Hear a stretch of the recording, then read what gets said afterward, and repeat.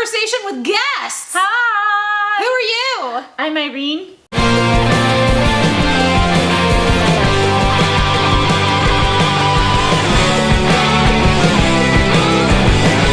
So we're talking about the Manic Pixie Dream Girl today. What's a Manic Pixie Dream Girl, Irene? Manic Pixie Dream Girl is a term used for a character in a piece of fiction that's due to the male characters limiting their emotions.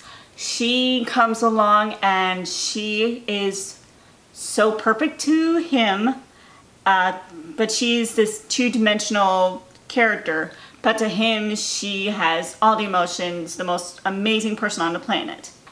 It's also common with the Mary Sue in fan fiction, which is female characters that have no flaws. Like, they're absolutely perfect. They have no, no conflicts or anything like that. They have no imperfections whatsoever. Or personalities. Well, that too. So, have you had any experiences with someone looking at you and seeing something that wasn't you and seeing what they decided that you were? More or less. Like, not, the perfect dream girl goddess. I definitely got the kid sister vibe a lot in my life. I feel like I've inspired a couple people with changing their lives or things they do, but overall I've never gotten that full-on Manic Pixie Dream Girl stalker thing. That's probably for the best. I mean, I'm delicate enough as it is. I don't think I can handle something like that. Right. Nobody has said that you are the reason for living. No. Again, probably for the best. Yes. Are there any media examples of Manic Pixie Dream Girls that particularly irritate you, where you look at a character and you're like, that's not even how humans interact? Natalie Portman's character in Garden State kind of was like that for me. Okay. Because again, it was this moody guy, just so depressed with his life, and all of a sudden this girl pops into his life. She's not necessarily the most exciting thing in the world, but to him, apparently that's enough to be like, ugh! Have you seen Scott Pilgrim? Yes. Ramona. Yes. Honey, I'm sorry, I know you love that movie, but yeah, it's true. It's a problematic movie. It's a really like, you look at any level of the plot and you're like...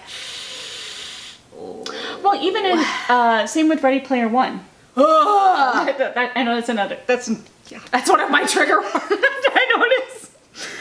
Let's save that for another discussion. But you can see where I'm coming from, that one. Correct. Yes, you are very correct there, and that she is also a Manic Pixie Dream Girl. Again, honey, I'm sorry. It irritates me with those type of characters because I have a feeling like, again, if it was changed from their perspective, like it was the reverse coming from the girl's perspective than the boys, you get an entirely different story, and they probably would be more interesting, more well-rounded people. Yeah. The problem is that they become viewed as a two-dimensional figure, and they don't have their own interests, they don't have their own drive. All you know about them is what the guy sees in them, not even what he sees in them, but what he wants to see in that person. Yeah. And projects onto what they think is a flat canvas, and it is not. It is a person. I guess I have a question for you. Yeah. So, what is your top 3 Manic Pixie Dream Girls, and how do you think they could have been salvaged? Salvaged. Yes. Yeah, Manic. Oh, I mean, unfortunately there are a lot of options to choose from when it comes to Manic Pixie Dream Girls in media. I think the song "Shut Up and Dance" is very much a Manic Pixie Dream Girl song, and that he talks about, like, she takes his hand and is dancing and he's like, whoa, what is this? And now she's my whole world. Like, that escalated quickly. She asked for a dance in a social setting. Probably junior high or high school? Yeah, not, I want to run away with you. Like, he takes it way too far right off the bat. I also feel like it has more to do with how people, it's not even so much about the character not being well written as it is the person writing the media, whether it's book or film or television or music, projecting their own flat image. Like, they don't give the character a chance to have any depth, any, like, substance to them. Like, they're not allowed to have flaws. That's when you get, like, high school boys that think that girls don't poop. There's my example. High school boys who think that girls don't poop. Newsflash, we do. Yeah.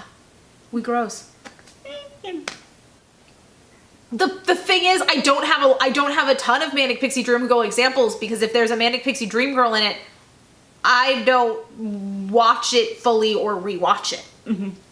Like, I steer myself clear of that kind of media. For example, I saw Scott Pilgrim in theaters, and then I didn't ever watch it again for years and years, and then I rewatched it recently. I couldn't even finish the movie.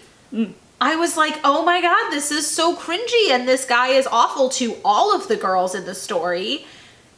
And they never give her a chance to have, like, her own identity. It's entirely about what he sees and what he wants, and often he does not see her for who she is.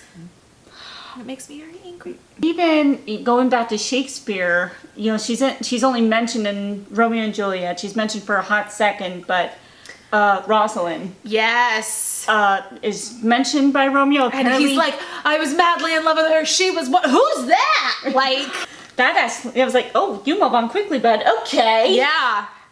I think a lot of that comes back to, so Romeo is supposed to be a teenage character. That gets forgotten a lot, but he's a teenage boy, and teenage boys are stupid. And I think a lot of it starts in high school, in which you're trying to understand both yourself and the people around you, and that's difficult because you're hard to understand.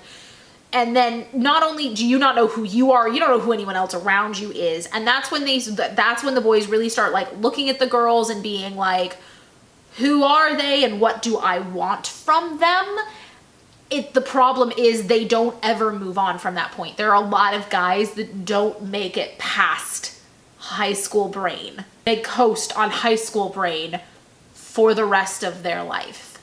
That's not okay. Nope. And I mean, I confess, even in high school, I kind of did a role reversal. Like, there were a couple of guys I had major crushes on. Did I know anything really about their life, or did I try to get to know them? No. I just thought they were cute and they seemed to be the perfect guy. That's not as problematic if you didn't try, in interacting with them, try to force them to fit a box. No, that I did not do. That's when it really becomes a problem. And a lot of the Manic Pixie Dream Girl problem is that the guy then tries to keep her inside a box. Mm-hmm. Or when the guy is like, you're like no other girl I've ever met. And you're like, lies. I'm a combination of elements from every girl I've ever thought was cool. I'm the fake. Mm-hmm. Yeah. Yeah. Yeah. You good? Good talk.